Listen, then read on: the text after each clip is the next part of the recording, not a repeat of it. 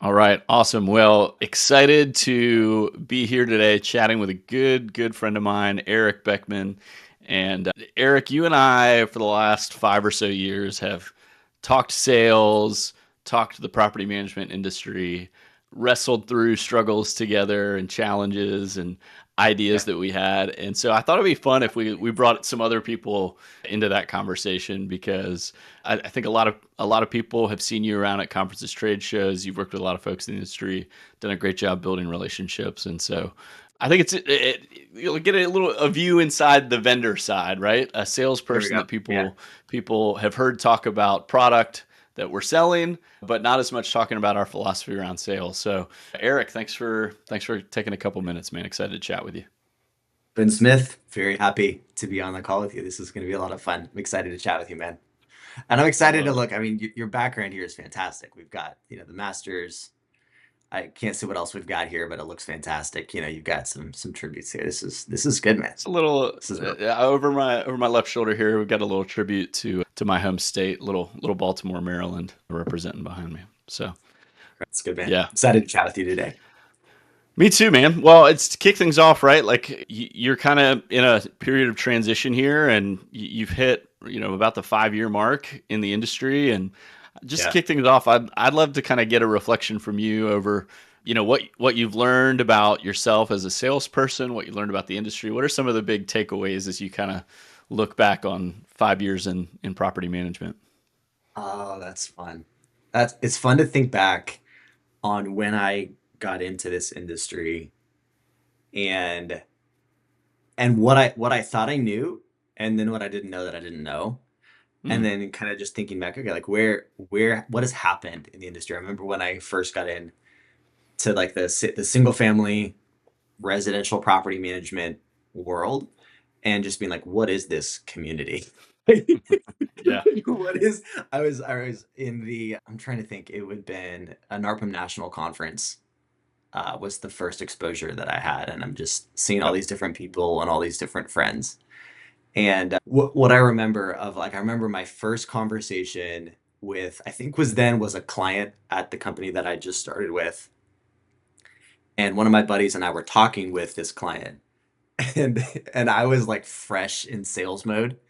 And Yeah. so I pop into the conversation and then when they're talking about different stuff and I just start like immediately pivoting the conversation from whatever was happening, probably like just talking about, I don't know, like what the Braves are doing that year to like, oh, you're a client. Well, what features do you most enjoy about the services or how like where are you growing in your business? And I was like straight into it. And then my buddy right Yeah. after that call, he's like, bro, it's like Yeah. no one cares about buying right now. They care about the relationship. And I Yeah. remember just it was this like soft little slap across the face of just being like, hey, like nobody cares about the sales. They care about the relationship. And I think that's all that I needed to just be like to calibrate and be like, Yeah. oh, I get it. I get it. And so that was a really fun way to orient myself around what is special in this space. And then obviously now, like I'm in a transition period. I'm stepping away from my time at LeadSimple. It was an amazing ride. I had so much fun there. And I think about like what I get to take with me when I left. And one of the things that I get to take with me are these incredible relationships and Mm, friendships, people that are across the country yeah. who have figured out how to win, are trying to win, are trying to tell others how they've won. And that's the type of space and energy I love to sit in. It's very Yeah. collaborative. It's all of that. Because in some ways that's like that's the journey that I'm wanting to get on is it's like I Um, haven't figured it out yet. I figured it out a certain bit and I want to keep going and so it's like getting into a community of people that are trying to figure it out too and yeah. trying to become better people, better, better for their families, better for their communities, better in their business, better for their teams and then Mm, just leveling up. I mean, that's what's so exciting. That's what's so yeah. special. You, Yeah. you know what's funny, Eric? Like I don't know, you've probably heard people say this. I certainly have, as somebody who's made multiple stops in the industry at different, with different vendors. Like every once in a while, I'll be at a conference or talking to a property manager, and they'll make a comment around like, man, you guys sure do jump around a lot, like Yeah. like almost as like as if it's a bad thing. But what's what's funny to me is like, and that was certainly like when I left Second Nature, for instance. That's something I was Okay. cognizant of, was like, oh man, like people, oh, they're gonna make comments about me jumping from vendor to vendor. Sure. And over time, like I think the point that I've gotten to with it is it goes back to what you talked about, which is the relationships. You know what I mean? Like you Hmm. build these great bonds with people, Yeah. whether it's vendors or property management companies.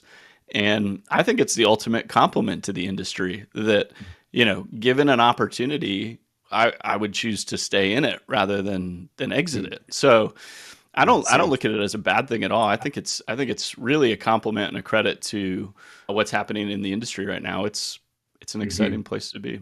So It definitely validates the space. I think I totally get the sentiment too, where it's like, oh, you can kind of like track people's record of going to different, yeah.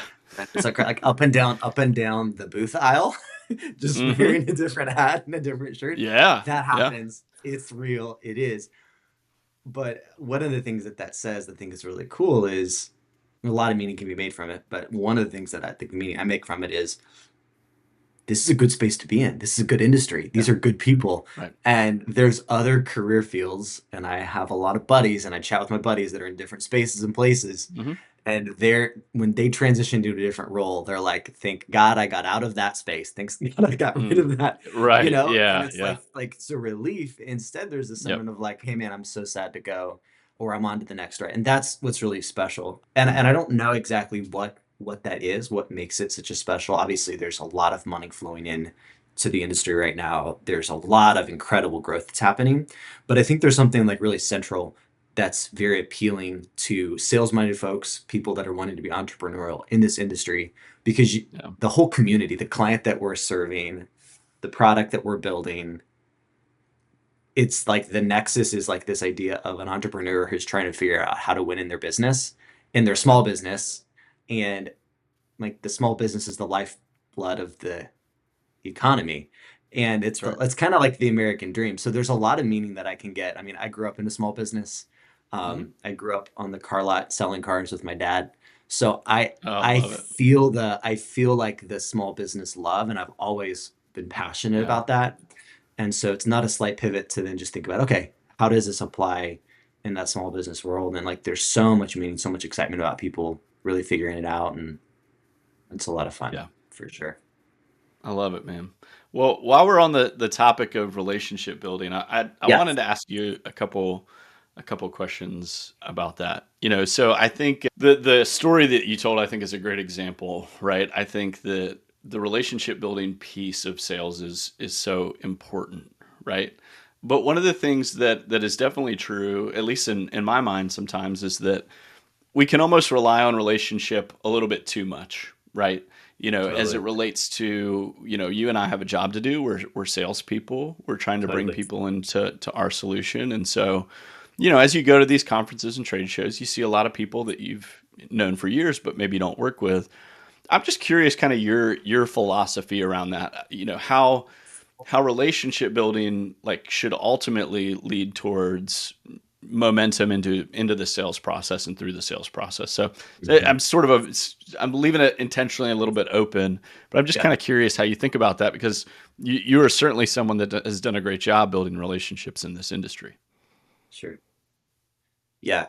There's there's um there's kind of two ends of the spectrum, where one end of the spectrum is somebody comes up to the booth and they say sell me, and then Yeah, you sell them, like right. you give them the pitch, the 30-second elevator pitch, and they say cool, book a call, take your pen, take your little, whatever it is, the keychain, whatever swag there is, grab that, and then move down the line and say the same things. Like there's people that it's just all transaction, all numbers, all Yeah, data. And there's other people, other sales philosophy, where it's all about a relationship, and we're never really going to talk about any type of urgency, any type of sure. our go to market, what we're doing, what we're up to at all. And so the question is like, how do you thread both of them? Because one feels more comfortable just building the relationship, the other is just Yeah, purely transactional. And so like the question yeah, is like, how do you really get that there? I think for me, like when I think about at events or I think about being on sales calls, or think about just like even doing outbound and just trying to build a pipeline. Hmm. I'm always shooting for an aim, and the aim has to be like I'm always shooting for a target, and my aim has to be really clear. And so for me, it's like if I'm in sales, like I have quota, I have quarterly targets, I have things that I'm Yeah. trying to hit, and then that's the destination that's really clear. And then the question is, how do I backtrack and get to that target as quickly and as directly as possible? And then that fuels the behavior. And there's different strategies on how people get there. For me, the way I felt, and this kind of goes back way a long time ago to when I grew up, like in a very small town in central Kansas. It's home for me. I love it. I still think of it as home, even though I live in Mm. Florida.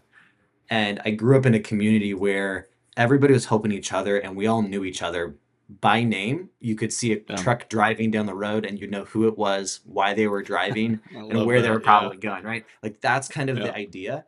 And so I think the approach that I've taken is like multi is kind of two-pronged. One is I want to become friends with everybody, know everybody, know who they are, what they're up to, and Yeah. why they're up to it. And then and just have genuine curiosity, regardless of whether it could benefit my target or not. And then Right. once you have that curiosity and the familiarity, then it's a short step to then make simple and clear requests. And I love the great request, which is just like, hey, like I've enjoyed watching what you guys are up to. I would love to chat and see if we could partner together around what your priorities are. And just making Yeah. simple and clear requests. That's so much easier from a relationship than Right. we're all standing at the bar. I don't know you, and I come up and just say the same thing because it's like I know you manage 1,000 doors. I know you manage 100 Right. doors, or it's I Right. know you have, if we think about it for our clients, it's like the same thing where it's like, we're trying to build our door count and our portfolio, and you're trying to get investors, and it's like, and just going Yeah. up and saying, oh, they're a target because they've got 20 doors or 30 doors in their portfolio. I Sure. want to manage them. Yeah. And you make those asks. So when it comes to relationship building, the risk is that you spend all the time in the relationship, you're never making your asks around your priorities, what your priorities are. And so for me, like I always want to be selling without ever selling. So it's always Right. moving Yeah. towards an end and moving towards a Right. goal. And the relationship matters regardless. And they've got to eat and I've got to eat. So we've got to Yeah. be clear. So that's the way Yeah. that's the way I take it. And so I never really like to say selling when I think about it. It's really more sharing, Sure. and that's the word that I feel like I connect to more is I'm never really Mm. selling. I'm just sharing what I'm up to.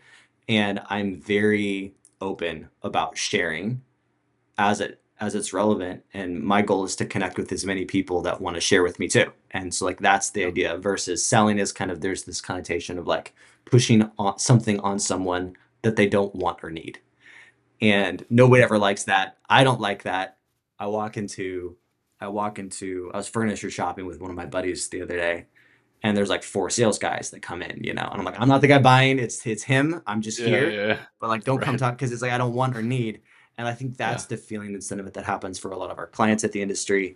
And frankly, it's with a lot of property management companies, that's the way they approach in sales as well, Mm. where it's like they feel like they've got something to push on to somebody Yeah. versus share as well. So like selling versus Yeah. sharing is kind of a good distinction.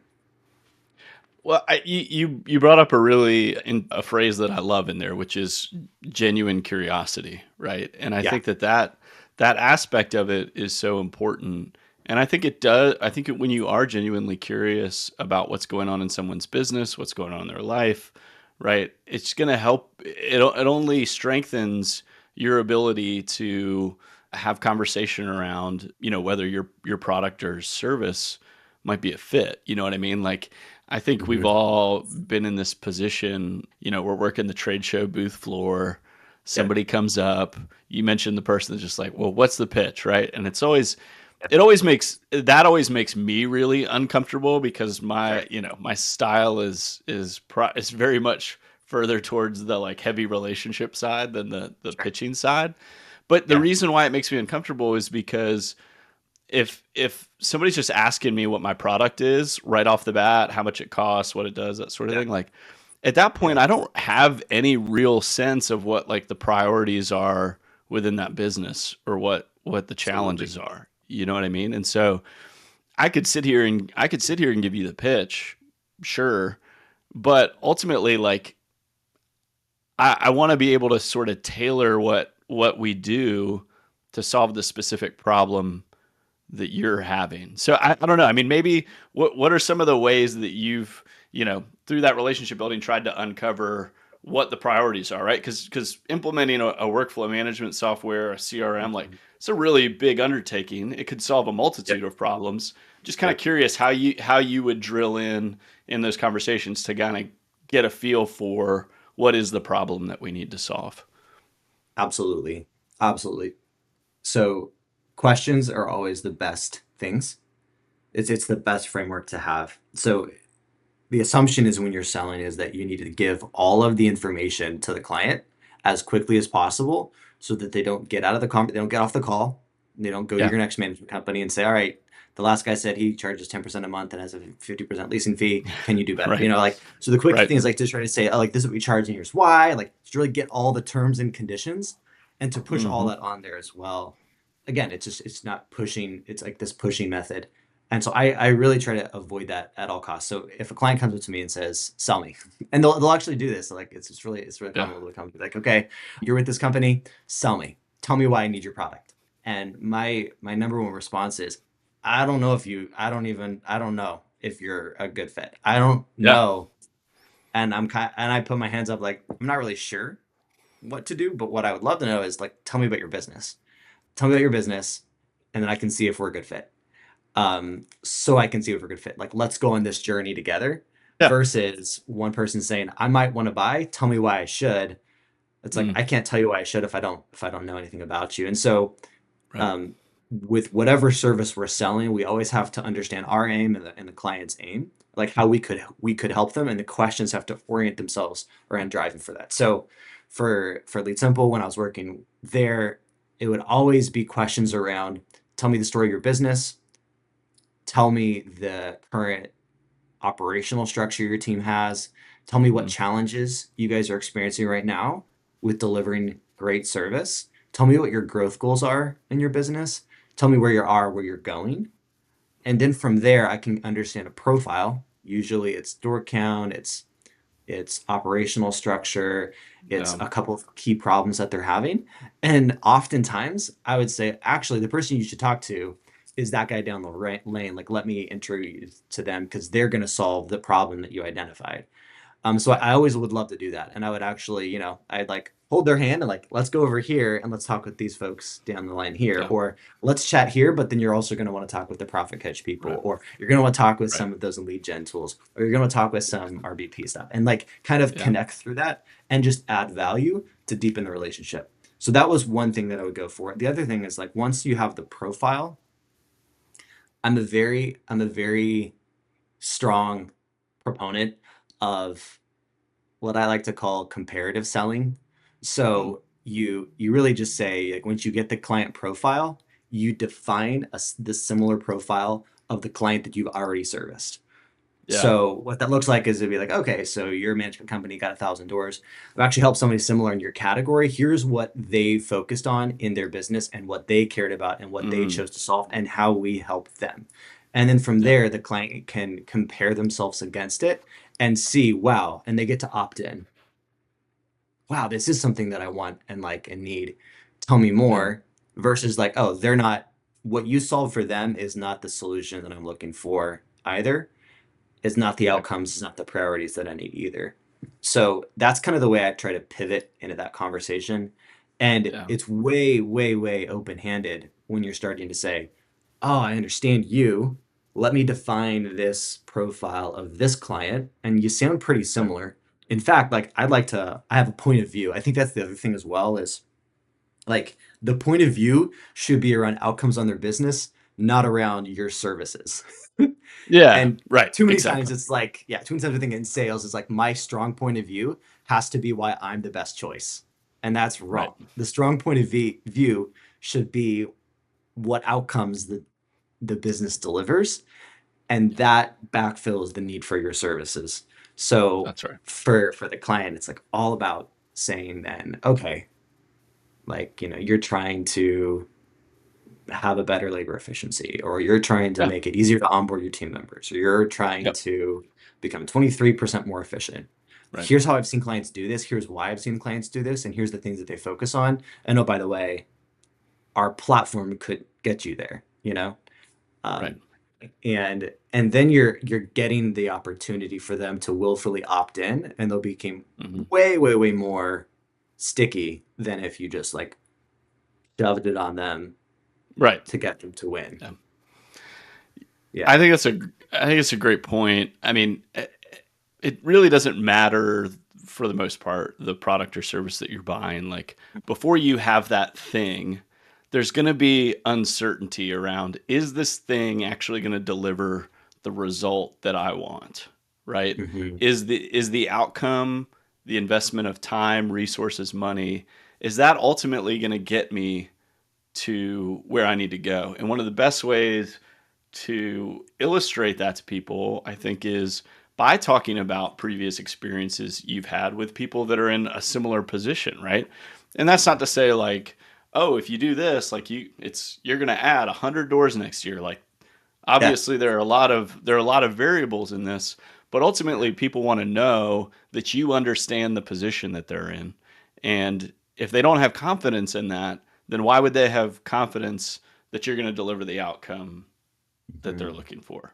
So Yeah. I The love that. position I that they're love in. that. Yeah, I think what you shared there is really good. One of the okay, so now I'm kind of moving through the sales process a little bit here. Like Yep. we've talked about discovery and identifying that fit, identifying what the priorities are. Okay, Hmm. now we feel like we've built the relationship a good bit. But one of the things that I think is a constant tension for salespeople is this idea of creating urgency in the sales process, right? So Hmm. we've identified that there's a fit. Like this could be something that is going to help you. There's interest on your side. There's interest on our side in moving the Hmm. conversation forward. But depending on the product or service that you're selling, right? Like there's varying levels of need in terms of how quickly Hmm. it needs to happen, right? And so I have sold products, services in the past where it's kind of like a one call deal. Yep, we talked, it's a good fit, awesome, right? Something so low, tends to be lower price point, lower stakes type sale. But that's certainly not what your experience has been over the last 5 years. Not only are you working towards a commitment to a product that, depending on the size of the business, could be a pretty significant financial investment, but also a Sure. pretty significant investment of time, not Yeah. only in implementing it, but also getting the team up to speed on it, adopting it, right? And so I think when there's a decision that's kind of that size looming, right?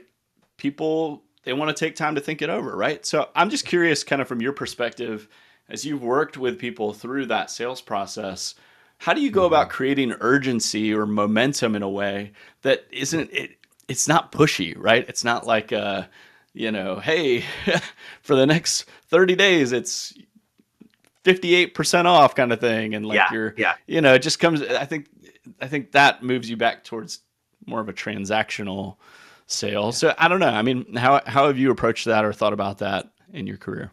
Well, I love that you're asking the question. And I mean, you and I have both been in places where we are in sales and we do have a number we've got to hit at the end of the month. And Yeah, so the urgency sure. that we feel is because of our our own Yeah, it's our urgency, right? urgency. Yeah, Yeah.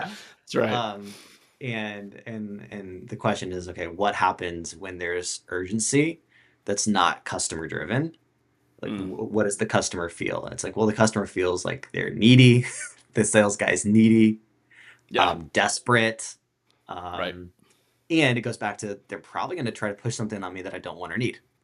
Hmm. Like those are the things that I kind of think about. But we all have that number that we've got to hit every month. So the question is like how to do it. So there's a lot of different strategies out there, and there's different techniques with like multi-threading. Spin selling talks a lot about the idea of putting a lot of weight on one side of the lever so that when the decision needs to get made, it becomes not only a yes, but an abundant yes. Like Right. well, duh, like I should move forward side of things as Yeah. well. Yeah. One of the things that I think is really interesting is there's kind of different stages in the sales process, and I love that you brought that up. You talked about discovery. All starts with discovery. Another word, there's a great guy in the industry. He calls it pain dig, pain dig, pain dig, pain dig, pain dig. Somebody else calls it probing. It's all about Mm-hmm. this idea of like genuine. You mentioned like you connected with genuine curiosity. You got to start there, and a part of Right. that discovery is understanding the timeline. And Right. way too often, we never ask the question, "What's your timeline here in making a decision Yeah. for the objectives that you care about?" It's a very low. It's Right. a very low impact question. It's a soft Yeah. question, and in property management, um, you can easily ask the question and you can sense the urgency. Are your Mm-hmm. properties occupied? Are they not occupied? If they're not Right. occupied, probably there's a high level of urgency here. If they're That's right. occupied, then the buying criteria is immediately going to shift as Right. well. And so those are different things you want to be able to understand. And then so those are the things to kind of understand initial urgency. So I'll always love asking the timeline question. The other thing that's really important is understanding if we're a good fit. So I love this line of logic.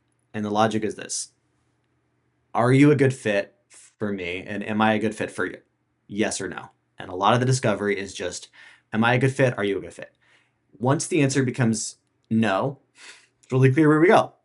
Yeah. Go to my nurture pipeline, and Yeah. eventually the answer might be yes. Or Yeah. maybe the answer is no because you never want to do business with that owner anyway, right? It's like Yeah. they've got properties I'll never manage ever, so I'm just going to put them in lost, no follow up, right? Right. So yes, no. If the answer is yes, then the question, so if yes, then the question is when. And if it's when, then why not now? And Okay. that's when you get to start to just uncover, well, it doesn't work now because I'm actually in a management contract with the other Yeah. company through then, or they're in the middle of a CapEx project and they're running the maintenance on it, Mm-hmm. or I'm not really convinced that your pricing is the best for me. I like it. I think I like the services that you offer, but I really object around the pricing. So then all of a sudden then that starts to backfill. Maybe we're not the right fit. Let's go back to Right. discovery and then discover that again and kind of think through. So Mm-hmm. if yes, so it's yes, no. If it's no, you're clear. If it's yes, then when, and then when, why not now? And it's lighthearted. It's all of these things. And the why not now can be as direct as you want it to be around the criteria that you've already uncovered for them. Why not now, Yep. man? Like 3 of your properties are vacant. I'm so good at solving this. In fact, I've got a dedicated leasing team that's literally sitting there ready to Yeah. go get paid commissions because they cannot wait to lease properties. And guess what? They're great. Let me show you their track record of performance on Right. how they actually do this, right? And you Yeah. can just go into your share mode of how excited you are about partnering with them to solve the problems that they have. Or it's like, look, I know you've been screwed with maintenance. That's why you're needing to make the switch. You're tired of managing yourself, like whatever those things are. And it's like, look how our team is here ready and waiting. And if it makes sense, why don't we do it? Why don't we do it now? And like, I think that's where it starts to come through. And when there's pushback against that, usually the pushback is, well, I'm not actually convinced that you are the right fit. So that's Right. where you just have to go back to the Yeah. beginning in that sense. You just brought up such a critical point, and I'm glad that the way that you framed that your response was in the shoes of a property manager talking to an investor, because Yeah. one of the things that I have come across actually fairly frequently, like a little surprisingly, is this idea that after I have my discovery conversation with somebody, the natural next step is I should go ahead and send them a management agreement, right? Right. And Yeah. you and I we've done this a long time, different companies, right? Yep. There's always some sort of contract or something that needs to get signed. And what I have found is that if you're rushing that, if you're bringing that piece forward in the sales process, I actually think it does harm if you're doing it too early. Like Hmm. in my mind, if you're sending someone an agreement, the expectation is that they have said, yes, I'm Yeah. going to sign it. Not, oh, I'm going to review it, or like, because Hmm. it all goes back to what you talked about with discovery. Like if there's still uncertainty at that point, you're not going to create less uncertainty by pushing the contract in front of them, right? Hmm. You're actually probably going to create more. And so it's actually better to take a step back and understand why we're not at the point where it would make sense. And usually back to what you said, right?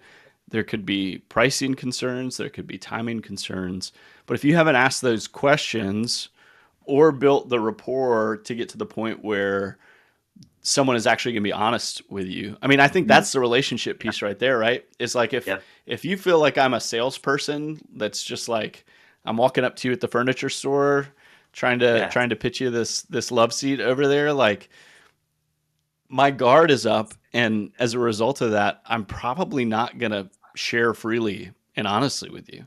Hmm. But if I've gotten to know you because I see you at trade shows, every Yeah. few months and we've built this relationship and you ask me a question around timing, like I'm more likely to be honest with you if I've gotten to know you and I Yeah. understand your intent with me. So, Hmm. yeah, I'm really glad you brought that up because it's just, Yeah. man, It's great. like and then of course like you send a contract and it doesn't get signed, you're following up for weeks and weeks and you're wondering Which is the why. weakest Well, place to be. We hate that. it's a total place of weakness. You have so many stories of times when it's like you're on the call, you're done, we send the contract Yeah. out, and then I don't know what your I don't know. I'm curious what your reply is. Mine is, "Hey, it's been a minute since we spoke. Is this still Mm, a priority for you?" I think that's the one I go to, which is weak. yeah. I'm curious what No, I yours think is. Like that. I You yeah, know? I think it's still a priority is good. I what I Yeah. what I hate is, hey, just following up on this. Just Hey, following just up on checking in. Hey, that.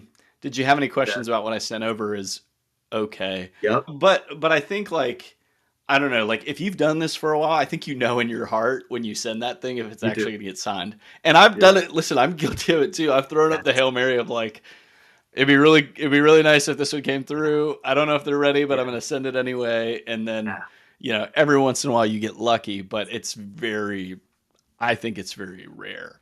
Yeah, one that I've done so many times, it's awful, is hey, did you get a chance? Did you have a chance to Yeah.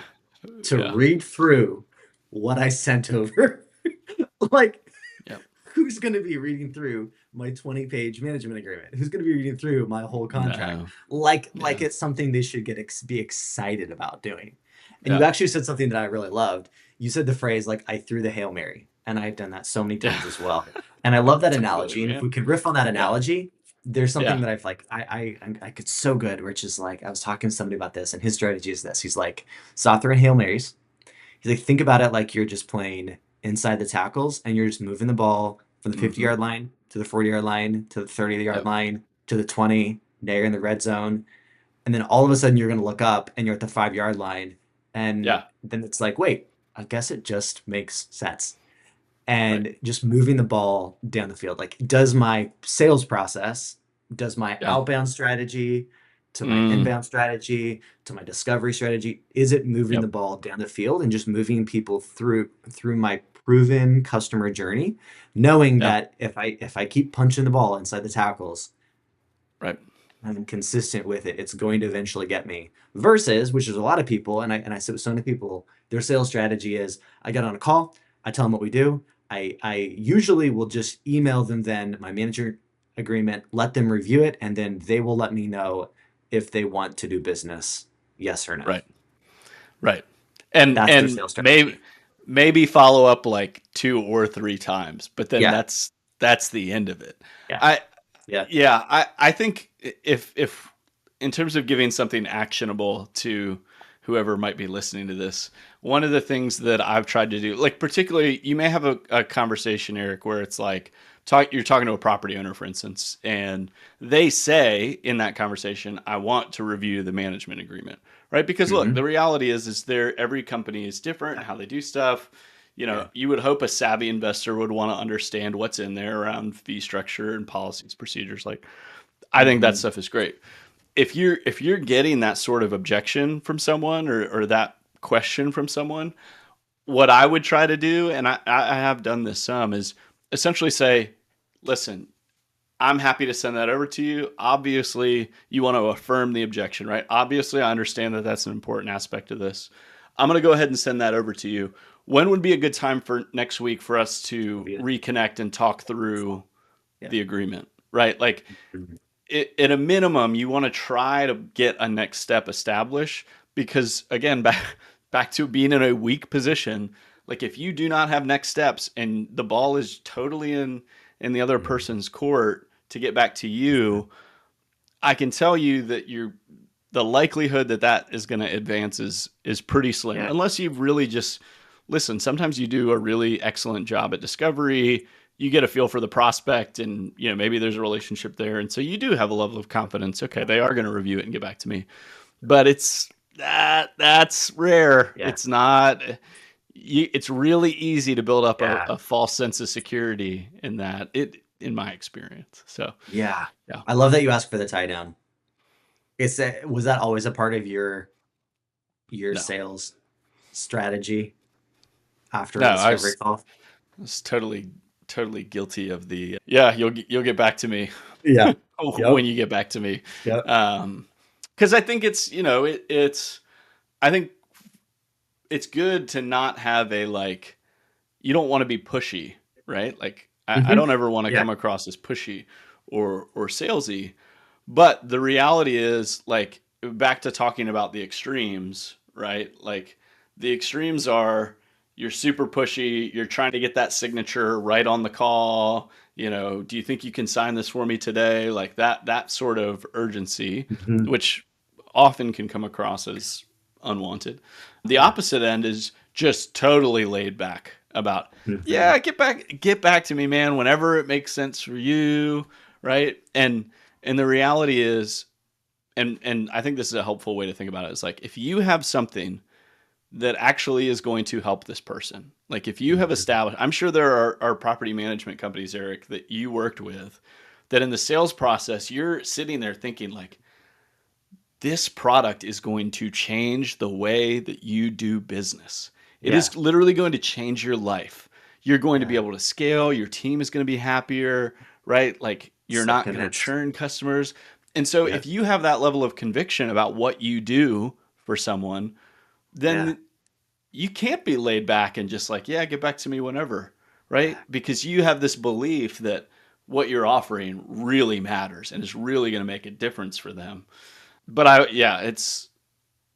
think it's something that it takes very intentional effort to think that way, you know? Yeah. And I think sometimes we get in our heads, whether it's any type of sales conversation, we think that we're the ones selling, they're the ones Mm-hmm. buying, which means they just need to understand, they just need to see, they just need to do the action. Right. And versus thinking about really sales, it's really more like project management where it's saying, okay, we're going to discover, we're going to identify your pain points, we're going to have a Yep. call 3 days from now, 6 days from now, a month from now, and we're going to walk through what we discussed. We're going to analyze together and investigate Right. together and partner together. Yeah. And then we're going to Yeah. discover if it's a good fit. And then just being really clear around, and I love what you said. You're like, hey, after the discover call, it's like, okay, great. You want to look at the management contract? Let's get a time next week when works for you to identify any Yeah. questions you had about the contract and then to determine next steps from there. The client's really Right. likely to say, or the prospect's really likely to say, yeah, meet with me next Thursday, versus say the very like the anti-human thing of I'm not going to book a time with you. I will review it and let you know if I have questions because I don't want to commit Right. myself. That's an uncomfortable thing to be in. So they're really Yeah. likely to just be like, yep, get with me Yeah. next Thursday. We'll talk then. Yeah. They won't look at the management agreement until the hour before the call. And then they'll Yes. quickly look at it the hour before the call because that the look at the agreement was just an objection anyway. They'll look at it an hour before the Yeah. call, and we're going to call with you, Yeah. and then they'll go from there because you That's do right. project management of like getting the next step. And get Mm-hmm. again, like there's no pressure. You're just helping move along to make them a decision. You want to make making a decision very easy. And too many times in Yes. sales, it's like Yeah. we make the decision a game. We make the Yeah. decision making process confusing. We make it Right. arduous, hard, big commitment instead of it being like, look, my job as a salesperson is to help you investigate whether a partnership makes sense. And Mm-hmm. my goal, my number one goal, is to make the decision making process easy and clear. And I am your project manager for this process. Let's go. Right. Right. But too Yeah. many times Well, that process yeah. doesn't exist, for No, people. it doesn't. Well, and you mentioning kind of making the yes easy, right? One of the things that made me think of was, when I was back in the like the filter easy days, right? I had come from selling insurance, which is obviously a contract, but like, typically there wasn't like a heavy contract review Mhm. process to it, right? And so Yep. one of the things that we did, and everybody, no matter what you sell, you can do this, right? It doesn't take very long to know, or you talk to people that have been there longer than you and find out, okay, what are the things that people typically have questions about, right? Hmm. So rather than just sending the management agreement and waiting for them to read all the way through it, right? Which, like you said, they're probably not going to do.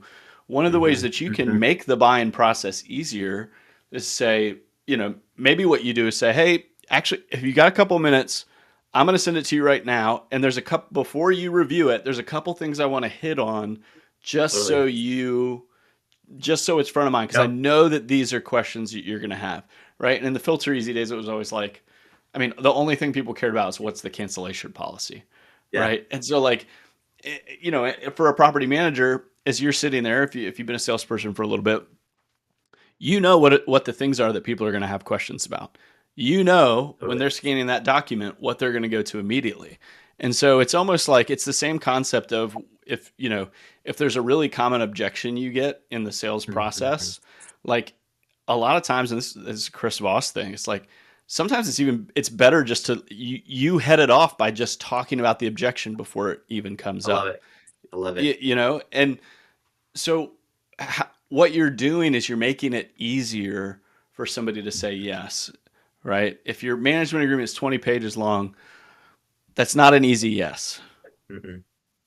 unless you do something to, right, Yeah. help them I love digest it. it. And we do that in car sales all the time, right? Buying a new car is different. Used car sales is way different, right?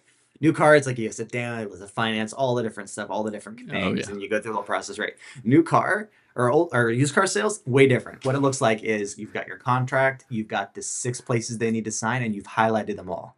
So it's like, hey, Right. I need you to sign here, and you slide it to them and say, here's this, and you've highlighted, you said this is what it is, this is what it does, and this is what you got to sign. Boom. And then you slide the next one over and they sign that. This is you want a warranty? Yes, no. If yes, that's what it's going to look like. Sign here, sign Yep. here, sign here. We get a check. We're done. Let's go down the road. You don't want it to be this arduous, like No. different, confusing questions, questioning trust.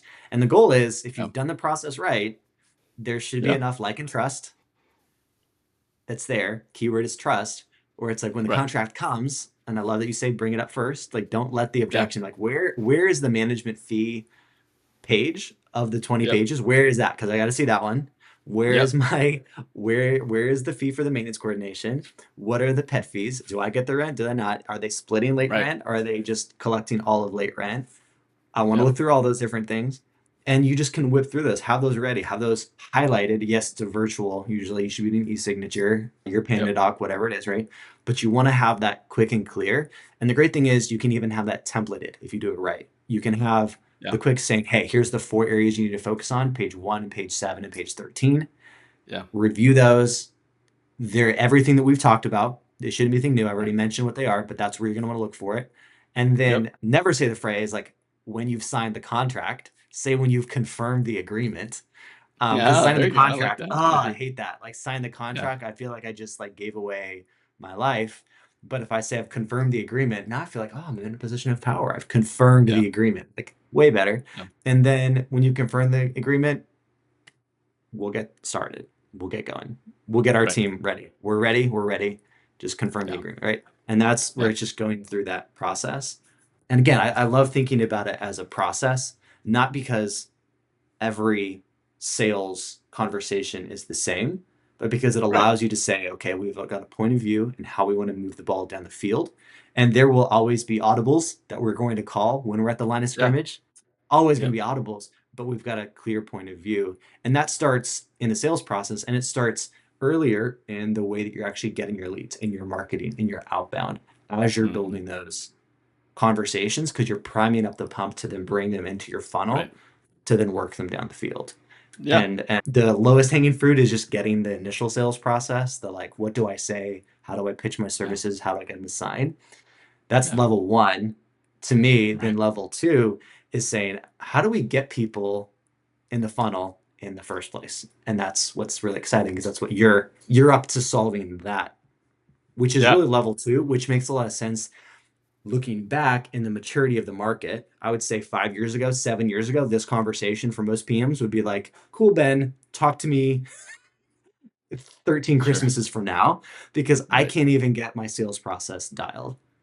A lot Right. of PMs have got Yeah. level one accomplished. They've got their sales process, they've got their sales team, but where they're starting to really hit this roadblock is how do I get to level two and start to Yeah. bring in natural conversations, natural pipeline from an outbound Hmm. strategy, a marketing strategy that works. And that's what I'm really excited that you're Yeah. focusing on really solving that level two problem for really Yeah. all of property managers.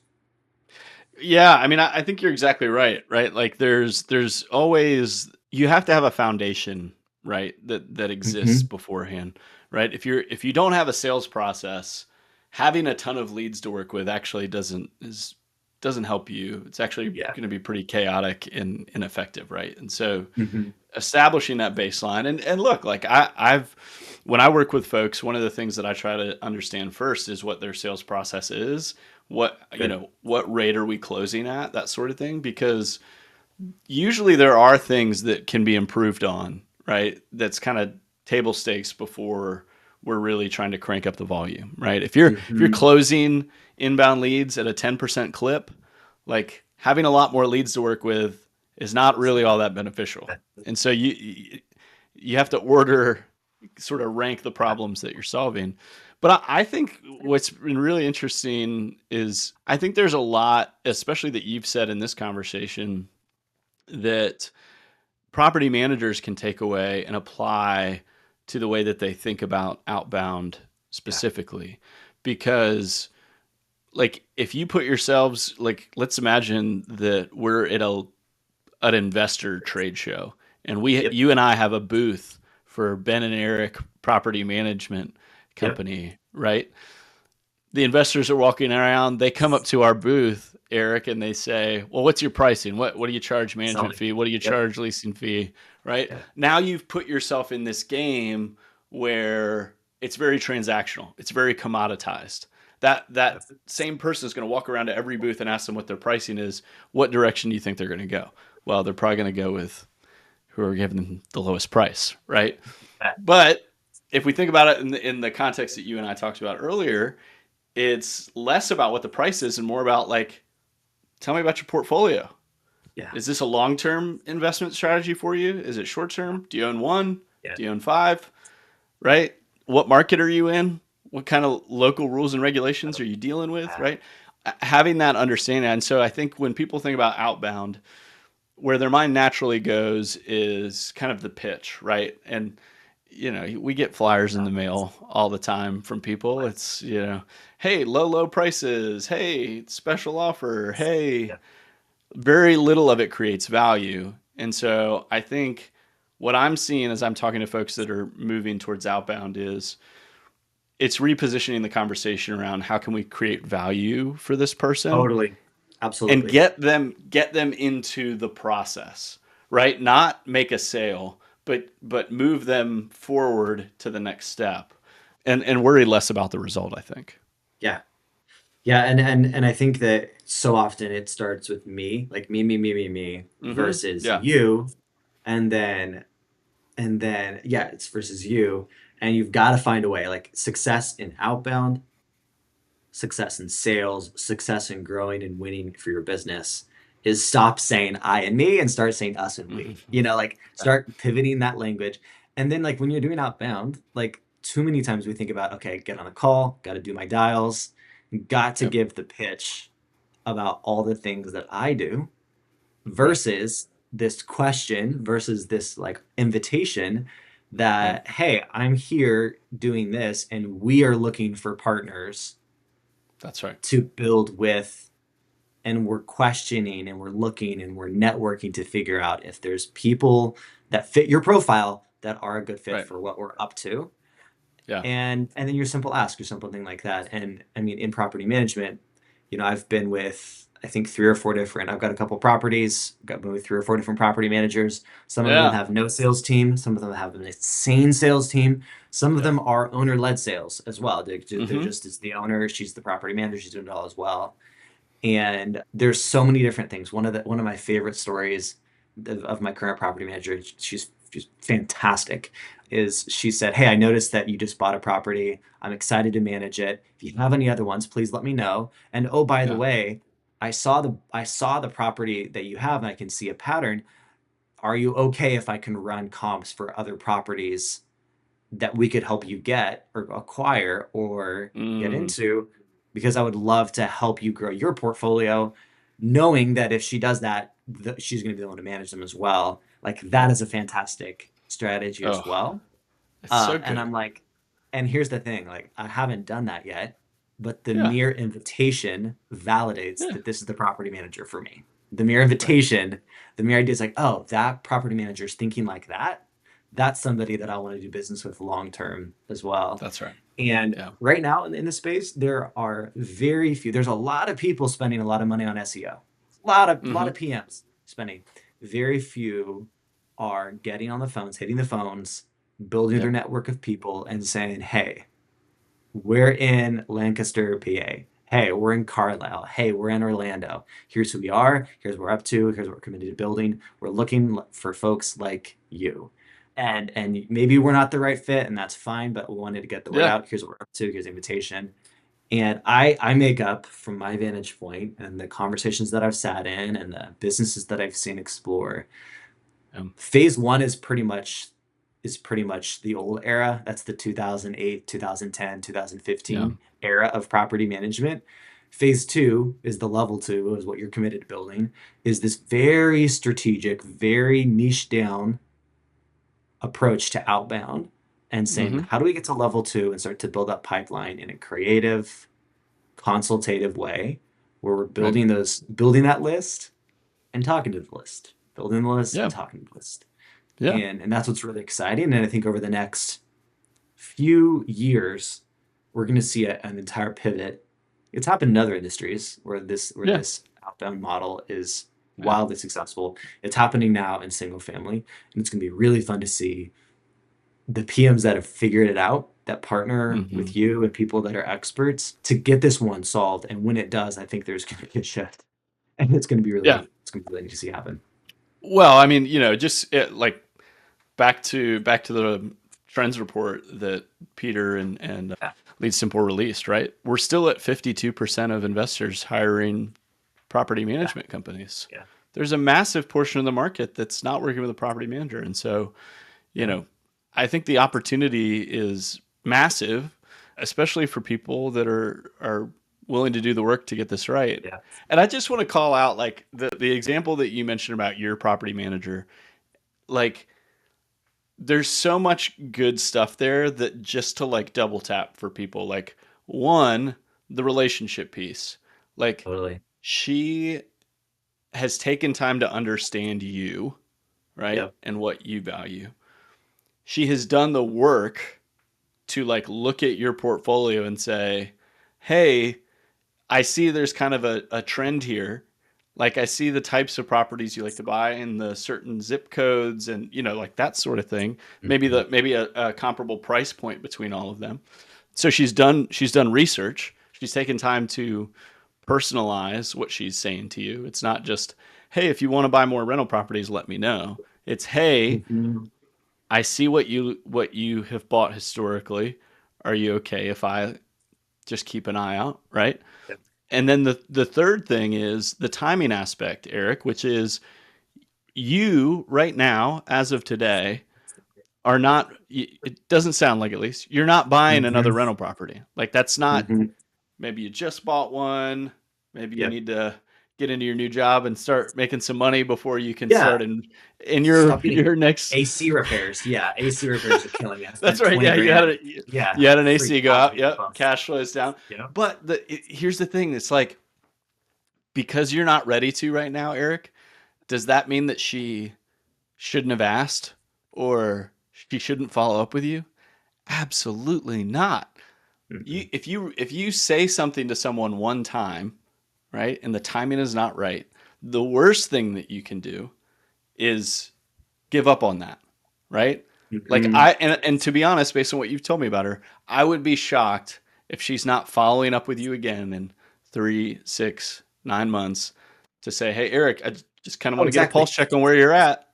You know, Yeah, are absolutely. you So it back in the happened three market?" months ago, and then like I think 2 weeks ago, she said, "Hey, one just quick FYI, this Yep. property went for sale across the street of your existing."